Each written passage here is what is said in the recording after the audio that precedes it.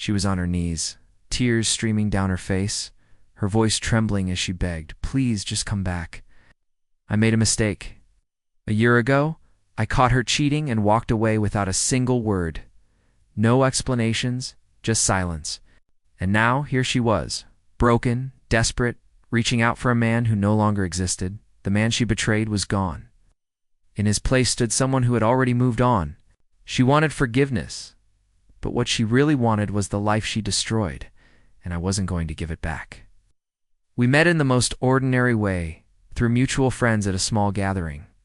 But there was nothing ordinary about how she made me feel. She had this effortless charm, a smile that could disarm even the coldest heart, and eyes that seemed to hold a universe of promises. She was magnetic, the kind of person who could walk into a room and make it feel like the world revolved around her, and to me, it did. We clicked instantly, like puzzle pieces falling into place.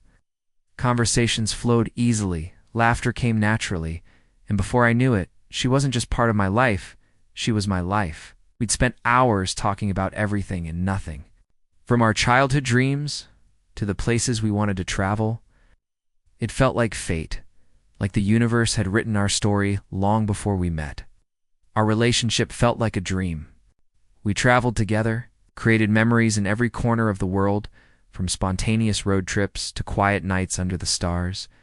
She wasn't just my wife. She was my best friend, my confidant, the person I trusted more than anyone. We shared inside jokes, whispered secrets in the dark, and built a life filled with moments that felt timeless. I thought we were unbreakable. I thought we were forever. But forever has a way of falling apart quietly. It doesn't come with alarms or warnings. It starts with the little things: missed calls, late nights at work, excuses that don't quite add up.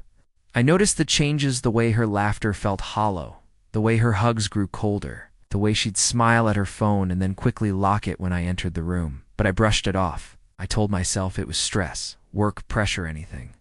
But what it really was, 'cause love makes you blind to the obvious. It convinces you to ignore the red flags, to believe in the person you love even when the evidence says otherwise. I believed in her. I believed in us. I thought our history, our memories, our vows meant something.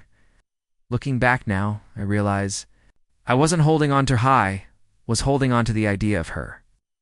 To the woman I thought she was, not the woman she had become. And that's the hardest part. Not losing the person, but losing the illusion you built around them. It was a Tuesday. Funny how betrayal doesn't choose special days, it slips into the ordinary ones, the ones you least expect. She said she had to work late again. I nodded, pretending I didn't notice how her voice lacked warmth, how she avoided my eyes like they held the answers to questions I was too afraid to ask. But that night felt different. There was a heaviness in the air, an itch in the back of my mind I couldn't ignore. I tried to distract myself, watched television, scrolled through my phone, but the silence in the apartment was louder than any noise. Something wasn't right. I told myself not to snoop. Trust is the foundation of any relationship, right? But trust had already left the room long before I picked up her phone. She left it on the kitchen counter, face down, as if hiding something.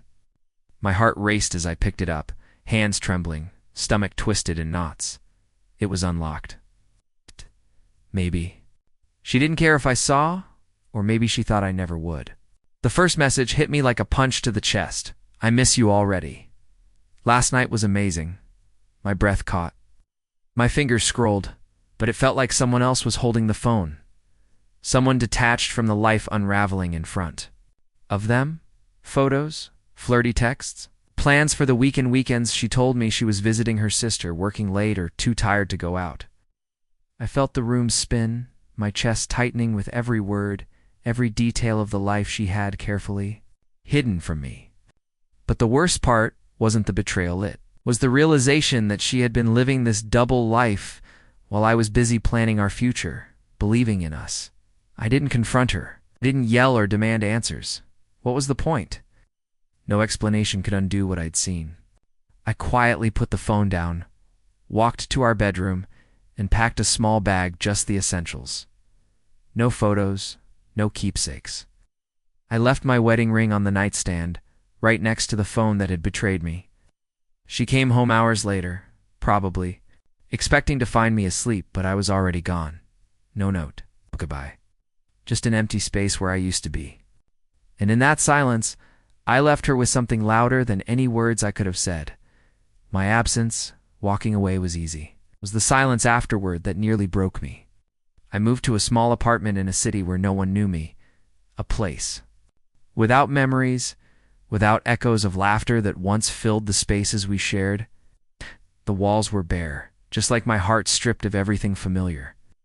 I thought distance would heal me, that if I changed my surroundings I could outrun the pain. But grief isn't something you can leave behind.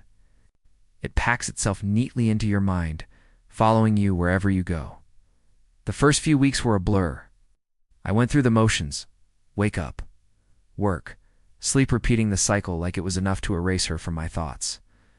But she was everywhere.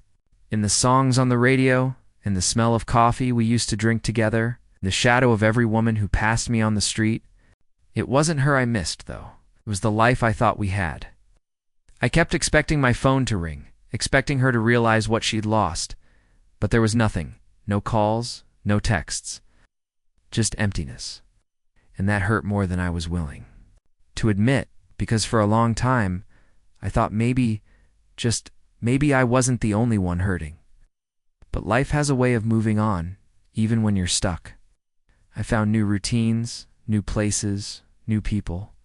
Slowly, the weight on my chest began to lift. I discovered parts of myself I'd forgotten, hobbies I'd neglected, passions I'd set aside. I started to heal. Not because I wanted to, but because staying broken wasn't an option. Meanwhile, she was living her new life, the one she chose when she betrayed me. But karma has perfect timing. The man she left me for, he left her. Maybe he got bored. Maybe he found someone else. Maybe he realized she wasn't worth fighting for. Whatever the reason, she experienced the very pain she once handed to me without a second thought. And that's when she reached out. A simple message, "Can we talk? I miss you." It wasn't an apology. It wasn't regret. It was loneliness. She didn't miss me. She missed the stability, the comfort, the version of herself that felt safe in my love. But I wasn't the same man she left behind, and she was about to find that out. It was a quiet Sunday afternoon when I heard the knock on my door. Not the hesitant, soft knock you'd expect from someone drowning in guilt. No, this was firm, confident, almost like she still believed she had a place in my life. I stood there for a second, staring at the door, knowing exactly who was on the other side.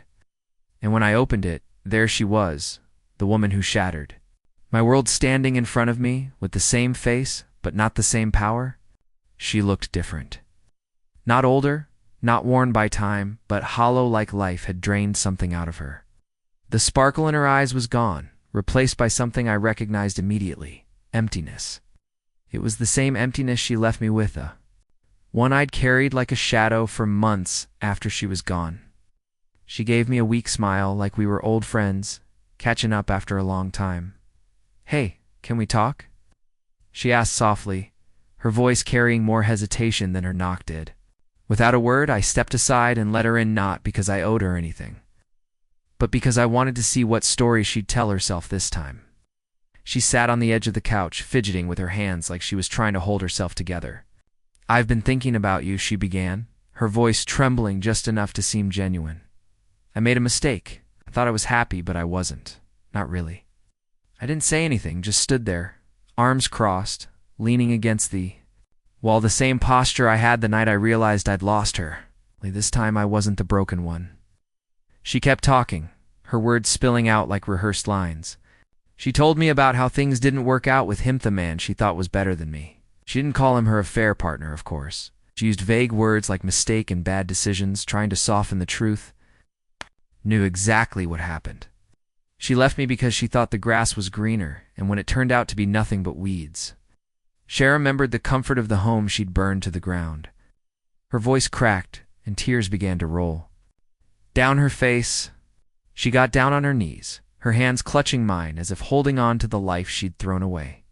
"I miss you. I miss us. I miss what we had." Please just give me another chance.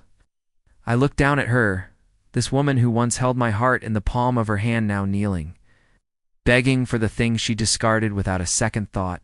And you know what? I felt nothing. No anger, no sadness, just nothing. Because she wasn't here because she loved me. She was here because he didn't.